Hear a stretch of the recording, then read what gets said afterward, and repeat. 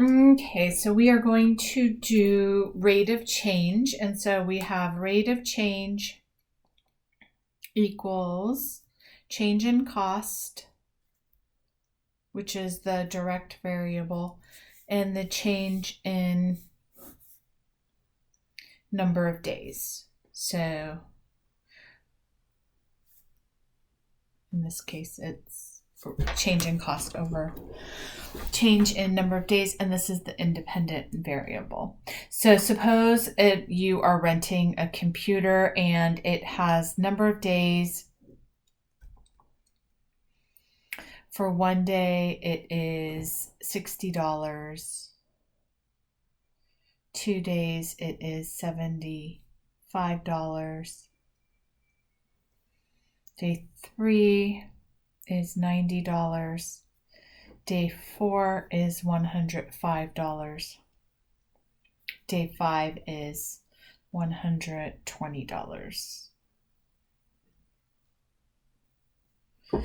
Okay, so you are going to plug in this information. So you're going to do $75 minus $60. This is 2 days minus 1 day. So it is going to be 15 over 1. Then you're going to do it again to 190 versus 75. And that is 3 days versus 2 days. So that's going to be 15 over 1. And then 105 over 90, 4 days minus 3. And then 120 minus 105, that's 5 days minus 4 days. So all of these are 15 over 1. So the rate of change remains the same. Sometimes it doesn't. And it is $15 for each additional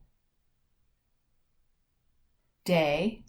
And then the base charge is the $60. So the base charge is $60. That's for day 1. Then every day after that is a $15 charge extra. So we would be able to predict what would it be to charge on day 8. So you would just continue the graph. And if the rate of change stays the same, this would be 135, 150, and 165, and so on. So you would be able to predict on day 15 or day 11 or day 20 how much you would pay to rent the computer. Okay, so a rate of change, say we have an airplane landing and the change in altitude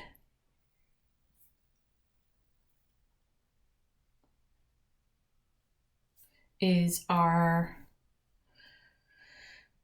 dependent variable, and that would be our x, and change in y would be our independent variable. So for this one, it would be the change in time. So as you go different times,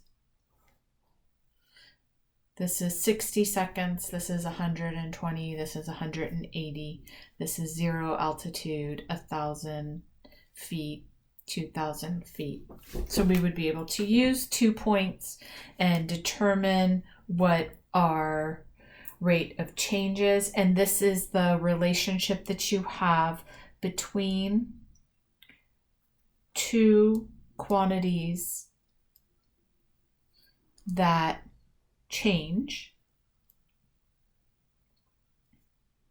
and the rate of change is dependent on the other. So a change in this creates a change in this, and vice versa. So try to figure out what this one would be. This would be 60 seconds, 120, and 180. This is 0, 1,000, 2,000. and it's descending. So this would be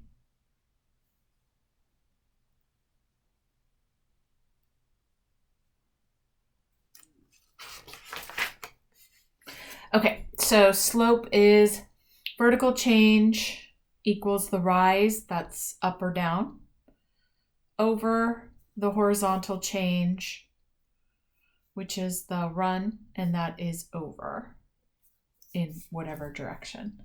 So if the rise is up 2 units and over 5 units, you would do rise over run. And how would I be able to do that? The graph is going to be plotted, so you would figure out 2 points and you would subtract it. So suppose one of the points was 4 and 3, and one of the points was -1 and 1. You would take 3 minus 1, 4 minus -1, and you would figure that out. It would be 2 over this combines over 5. So the slope of the line is 2/5. So you're going to find when the coordinates are 3 and 4 and -2 and 1. Okay. The slope formula is rise over run, y2, y1 over x2, x1. And you're going to plug in what they give to you and simplify. And so for our homework, you can do rise over run. I will give you some problems. First, we have to define, though. This is some different lines that you might encounter. And this one is a horizontal. This is a slope of 0. This one is a undefined slope, and it's vertical. This is horizontal.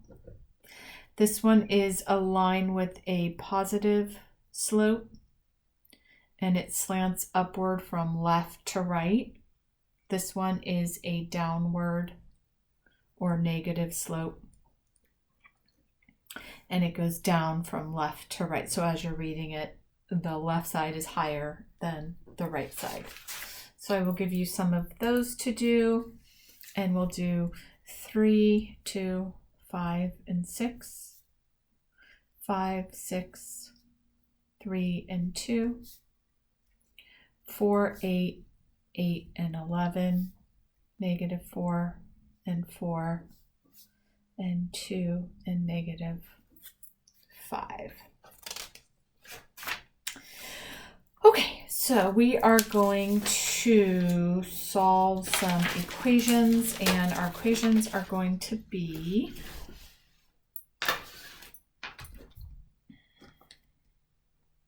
so I want you to try that.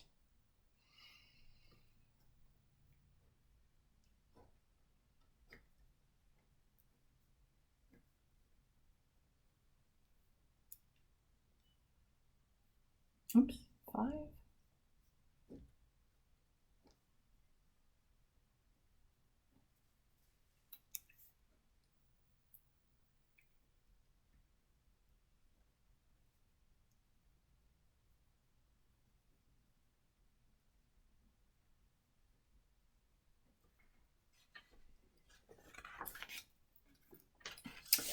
And then we are going to do slope-intercept form. So a linear function is a function that graphs a line.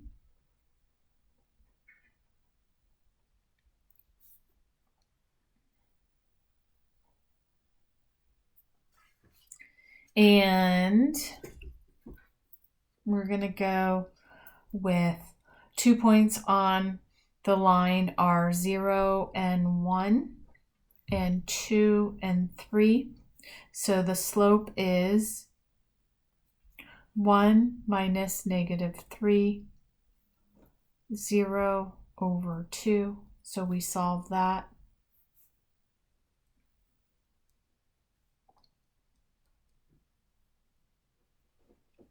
The y-intercept is where the line crosses the y-axis. So y equals negative 2x plus 1. It crosses the y-axis at 0 and 1, and the y-intercept is 1. The letter M refers to slope. And then I will show you that slope-intercept form.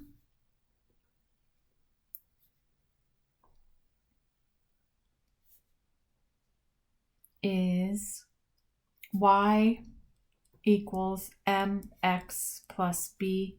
This is the slope. This is the y-intercept. And so we would just insert the slope where it says m. B is the y-intercept. So whatever our b is.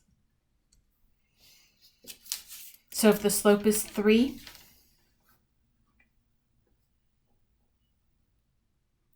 and the y-intercept is negative 5, we would do 3x minus 5, like that. And then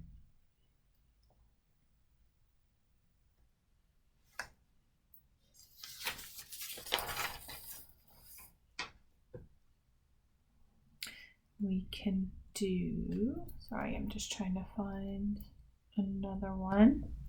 All right, so the slope is 3/8 and the y-intercept is 6. So you can plug that in. Let me know what you get.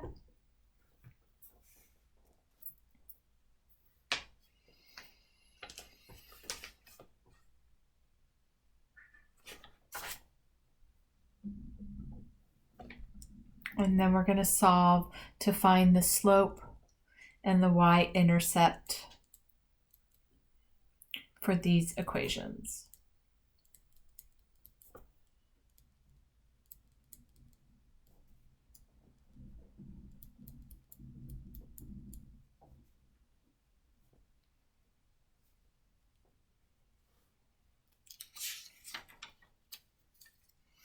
Now we're going to do when they give you slope.